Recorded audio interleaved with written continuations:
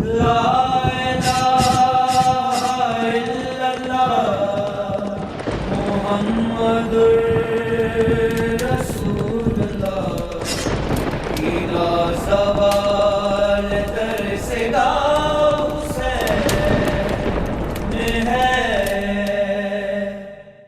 اللہ الرحمن الرحیم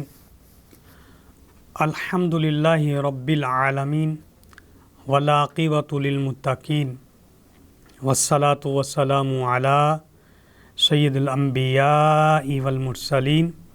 وعلی آلہ وصحبہ اجمعین اما بعد فاعوذ باللہ من الشیطان الرجیم بسم اللہ الرحمن الرحیم قال اللہ تعالی فی القرآن المجید اولئک علیہم صلوات من ربہم واولئک هم المہتدون صدق اللہ العظیم ان اللہ وملائکتہ یصلون علی النبی یا ایہا الذین آمنوا صلوا علیہ وسلموا تسلیما اللہم صلی علی سیدنا و مولانا محمد النبی الامی وعلی آلہ وسلم تسلیما۔ تمام تعریفیں اللہ رب العزت جل جلالہ کی جو پوری کائنات کا خالق و مالک ہے، رحمان ہے، رحیم ہے، عزتیں عطا کرنے والا، شفا عطا کرنے والا، زندگی عطا کرنے والا اور موت کا مالک ہے، ہماری شاہرگ سے زیادہ قریب ہے۔ کروڑوں درود و سلام نبی محترم نور مجسم شفیع معظم صلی اللہ علیہ وآلہ وسلم کی بارگاہ اقدس میں جو پوری کائنات کے لیے رحمت للعالمین ہیں، خاتم النبیین ہیں اور ہماری جانوں پر ہم سے زیادہ حق رکھتے ہیں۔ سلام یا حسین کے ساتھ آپ کا میزبان عابد حسین آپ کی خدمت میں حاضر ہے۔ ناظرین کرام، آج 9 محرم الحرام ہے اور یہ آج کا دن یعنی کہ 9 محرم الحرام جو شہادت خانوادہ رسول سے صرف ایک روز کی دوری پر ہے، آپ نے اس روز اپنے کچھ افراد کو اور خاندان رسول کو کچھ وصیتیں فرمائی تھیں۔ ایک وصیت وہ تھی جو مدینہ منورہ سے جب نکلنے لگے تھا یہ قافلہ، اس وقت آپ نے محمد بن حنفیہ رحمۃ اللہ علیہ کو فرمائی تھیں اور کچھ وصیتیں جانثاروں کو فرمائی اور کچھ نصیحتیں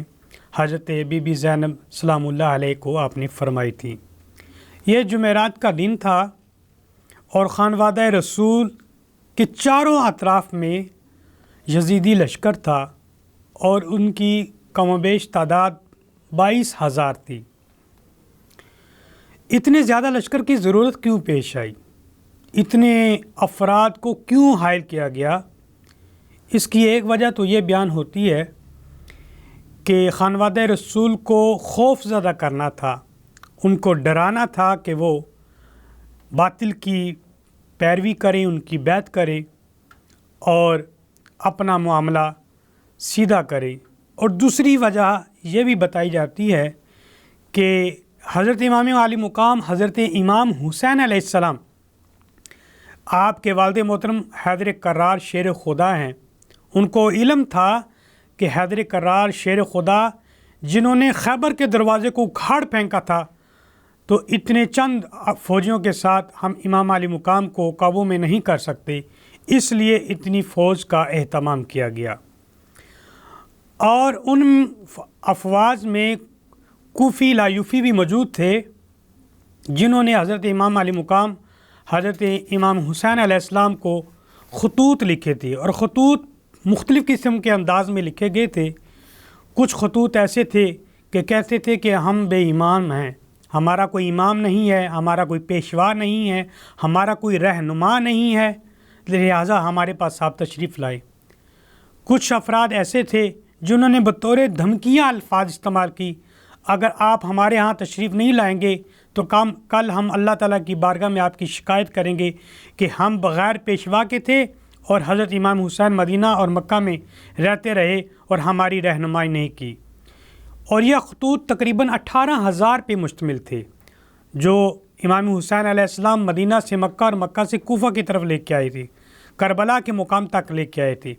اور آپ نے وہ خط نکال کر ایک ایک کو بتایا بھی کہ تم نے مجھے بلایا ہے، تم نے مجھے کہا کہ ہمارا پیشوا نہیں ہے، تو میں تو اس لیے آیا ہوں۔ تو یہ 58,000 خطوط والے افراد انہوں نے بے وفائی کی، آپ سے جفا کی، اور وہ بھی اس لشکر کے اندر موجود تھے جو یزیدی لشکر تھا۔ ایک بات یاد رکھیے کہ باطل کا ڈر اور حکومتی عہدہ اور دنیا کے مال و متاع یہ اتنا خطرناک ہے انسانیت کے لیے کہ جو حق کو پہچاننے کے لیے بھی جو ہے روکتا ہے، آنکھوں کے آگے پردہ ڈال دیتا ہے، یہاں تک کہ یہ اتنا بڑا خطرناک ہے کہ حضرت امام علی مقام حضرت امام حسین جیسے شخصیت کو بھی پہچاننے سے انکار کر دیتا ہے۔ حضرت امام علی مقام حضرت امام حسین علیہ السلام جب مدینہ سے نکلنے لگے تو اپنے پیارے بھائی حضرت محمد بن حنفیہ رحمۃ اللہ علیہ کو آپ نے نصیحت فرمائی کہ میں مدینے سے مکہ اور مکہ سے میں کوفہ کی طرف کیوں جا رہا ہوں، اس کی وجوہات بھی بیان فرمائی ہیں۔ آپ کی جو تحریر ہے اور جو وصیت ہے وہ کچھ اس طرح ہمیں ملتی ہے کہ آپ نے فرمایا کہ آنا حسین وصیت من محمد بن حنفیہ، اور اس کے بعد آپ نے اللہ رب العزت جل جلالہ کی تعریف کی، الحمدللہ رب العالمین وحدہ لا شریک لہ، اور اس کے علاوہ اللہ تعالیٰ کی تکبیرات فرمائی۔ اس کے بعد جو آپ کے الفاظ ہیں وہ کچھ اس طرح ملتے ہیں، انی لم اخرج، فرمایا کہ میں یہاں سے جو جا رہا ہوں نا، اس کی وجہ کوئی دنیا کی ہوس نہیں ہے، دنیا کے مال کو حاصل کرنا نہیں ہے، نہ کوئی حکومتی عہدہ حاصل کرنا ہے۔ فرمایا کہ عاشرہ والا باطلہ والا ظالمہ والا مفسدہ، فرمایا کہ میں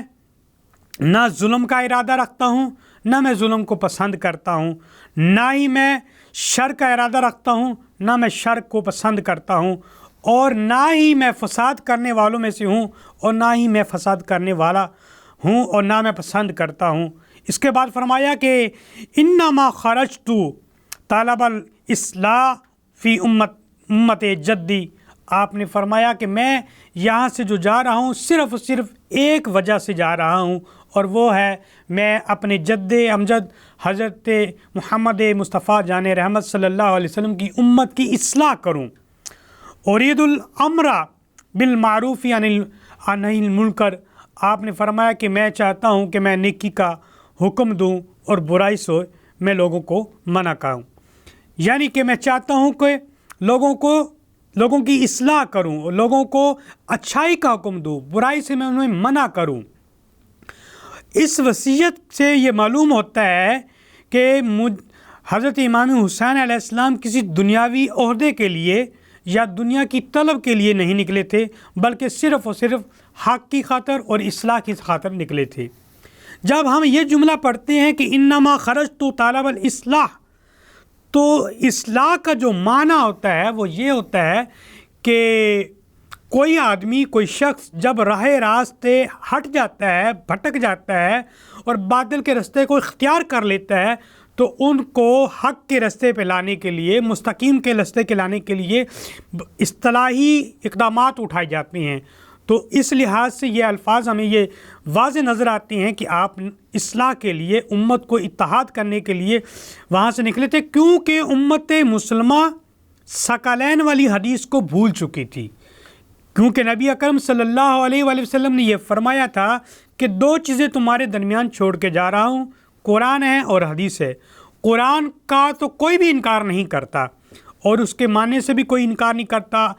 اگرچہ عمل کے لحاظ سے پیچھے ہوگا، لیکن اہل بیت سے جو محبت کا تقاضا نبی اکرم صلی اللہ علیہ وسلم نے کیا تھا، اس تقاضے کو امت محمدیہ نے بھلا دیا تھا۔ اس کو یاد کروانے کے لیے آپ مدینہ طیبہ سے، مکہ اور مکہ سے کربلا کی طرف تشریف لے گئے۔ ناظرین یاد رکھیے کہ جہاں بھی شہادت کا ذکر ہوگا، جہاں بھی ناحق خون کو بہایا جائے گا،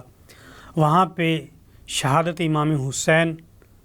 اور کربلا کے شہداء کا ذکر سر فہرست ہوگا، اور کربلا کی سرزمین کو جو شناخت ملی ہے وہ میرے حسین سے ملی ہے، اور میرے حسین کی پہچان مصطفیٰ جان رحمت صلی اللہ علیہ وسلم کی ذات اقدس ہے۔ ناظرین اکرام، حضرت امام حسین علیہ السلام 9 محرم الحرام کی شب کو آپ اپنے جانثاروں کے پاس تشریف فرما ہوتے ہیں، اور آپ ان کو ایک خطبہ ارشاد فرماتے ہیں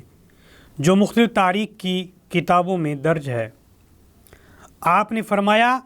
اے میرے جانثاروں، اے میرے چاہنے والوں، اے مجھ سے محبت کرنے والوں اور میری آل سے محبت کرنے والوں، میں ابن علی تم سے یہ بتاتا ہوں کہ میں نے کبھی کسی کے ساتھ کوئی زیادتی نہیں کی، میں نے ناانصافی نہیں کی، میں نے کسی کے ساتھ کوئی بد سلوکی نہیں کی، کسی کے ساتھ کوئی دھوکہ وغیرہ نہیں کیا۔ میری سیرت تمہارے سامنے عیاں ہے۔ آج کی جو حالات ہیں اور جو کنڈیشن ہے وہ آپ جانتے ہیں۔ یزیدیت کو مجھ سے خطرہ ہے اور وہ دشمنی بھی مجھ سے ہے، تم لوگوں سے دشمنی نہیں ہے، تم سے عداوت نہیں ہے۔ میں تمہیں اللہ کو حاضر ناظر جانتے ہوئے اجازت دیتا ہوں کہ تم اگر جانا چاہو، میرا ساتھ چھوڑنا چاہو تو تم لوگوں کو اجازت ہے۔ آپ خاموش ہوئے، کوئی بھی اپنی جگہ سے ہلا نہیں۔ آپ نے سمجھا شاید شرمندگی کی وجہ سے یہ اٹھ نہیں رہے۔ آپ نے چراغ کو گل کر دیا، چراغ کو بجھا دیا۔ جب چراغ کو بجھایا تو پھر بھی سارے افراد جانثار آپ کے ارد گرد بیٹھے رہے۔ آپ نے چراغ کو دوبارہ جلایا تو دیکھا کوئی بھی فرد اپنی جگہ سے ہلا نہیں۔ ایک 70 سالہ شخص محبت امام حسین میں بول اٹھتا ہے، کہتا ہے کہ اے حسین، اگر مجھے شہید کر دیا جائے، مجھے قتل کر دیا جائے، پھر زندہ ہو جاؤں، پھر میں قتل کر دیا جاؤں، پھر میں زندہ ہو جاؤں، یہاں تک کہ متعدد بار مجھے